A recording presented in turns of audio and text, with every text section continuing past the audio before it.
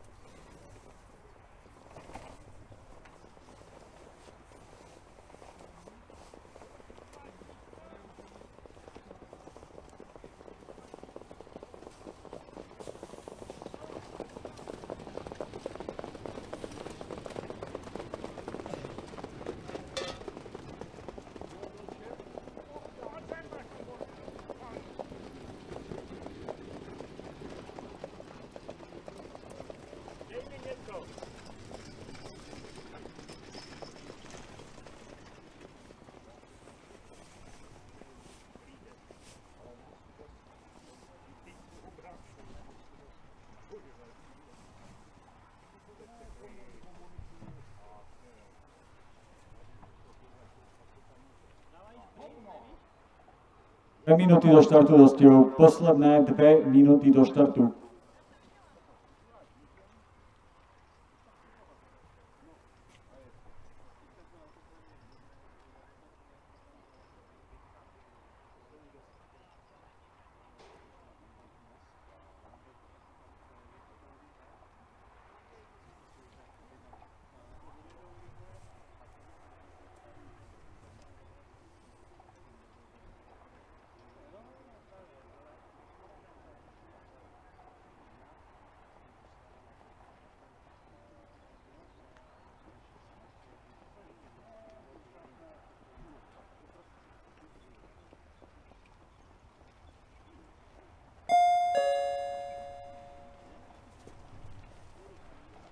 Minúta do štartu dostihov, posledná minúta.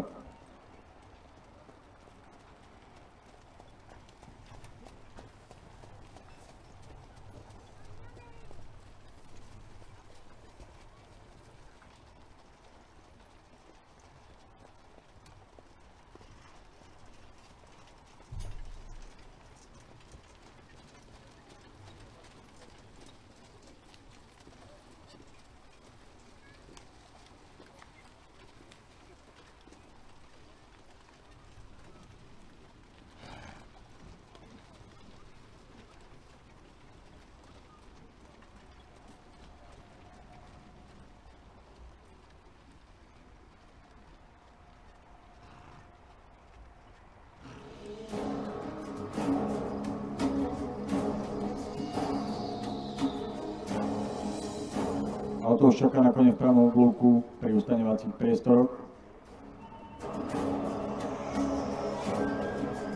Dáva sa do pohybu. No chvíľu sa 9 aktérov objaví na dlhej stene. Na mete 1640 bude štart. 2/3 bravantického ovalu, ešte potom jeden kompletný k tomu.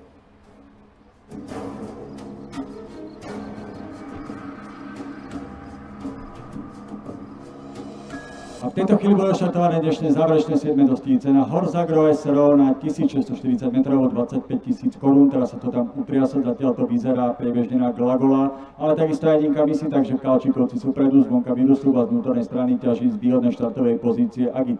S Pavlom Maurom táto štvorica sa tam roztiahla po celej dráhe a samozrejme pred prvým oblúkom Michal Kalčík berie šikovne späť Hanna Neslingerová, takisto aby nerozdávali nezmyselné metre, takže vpredu priebežne pred prvou cieľovou rovinkou tzv. Skúšobného samela dvojica Agit a Glagol. Vypracovali si asi 3 dĺžky na Jedinku Misi, zvonka potom napreduje Virustup. Táto štvorica je od štartu dostihov agilnejšia ako zvyšných 5 koní, ktoré v tejto fáze vedie Last Lloyd, z vnútornej stopy potom Jocelyn Jeso a zvonka favoritka Besserbo, flashback, ktorú začína Lena Ferzová pomaličky zlepšovať v stredu kola. Vpredu stále bez zmeny Agit a druhou stopou možno vpredu Monika Kalčíková a tá je v sumke Glagol na priebežnej 3. pozícii, aktívny priebeh Virustup a Hanou Neslingerovou na 4.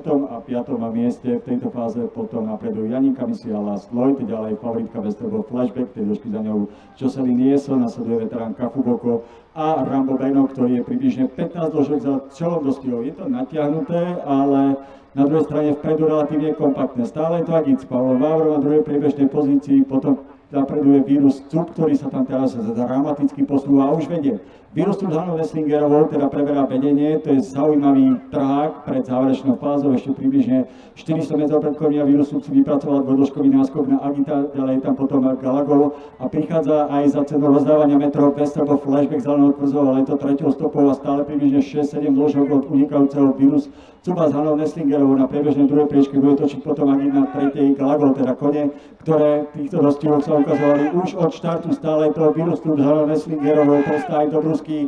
Vírus Cup si udržiava trojštvorôžkový nádenný náskok a zdá sa, že v týchto dostihoch bude mať najviac cíl, hoci v koncovke ešte je dosť prekvapivo proti Last Lloyd, ale bude to Vírus Cup a udržal prvenstvo pred Last Lloyd. Na treťom mieste potom zrejme ešte Rambo Beno, ktorý sa ukázal až úplne na konci tejto dnešnej dostihovej paralympijskej derniéry.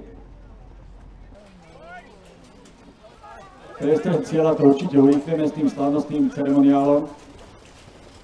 Zopakujem základné koordináty. Víťazom nečakane, ale to zaslúženie 6 so 7 Vírus Cup, 38. štart v kariére, tretie prvenstvo a to po pôste, ktorý trval 23 dostihov, takže radosť Hany Nestlingerovej je pochopiteľná a oprávnená. Vírus Cup reprezentuje Staj Dobruského, trénerom je Jozef Dobruský. Oficiálny výsledok záverečných 7 dostihov handicapu Horza Groessero na 1640 metrov 25 000 korún má takúto podobu. Zvíťazil s číslom 7 Vírus Cup Staj Dobruský, tréner Jozef Dobruský, Hana Nestlingerová. Druhá príčka číslo 6 Last Lloyd, tretie miesto číslo 2 Rambo Beno. Na ďalších miestach to je v tomto poradí podľa štartových čísel 9, 3, 4, 5, 1 a 8.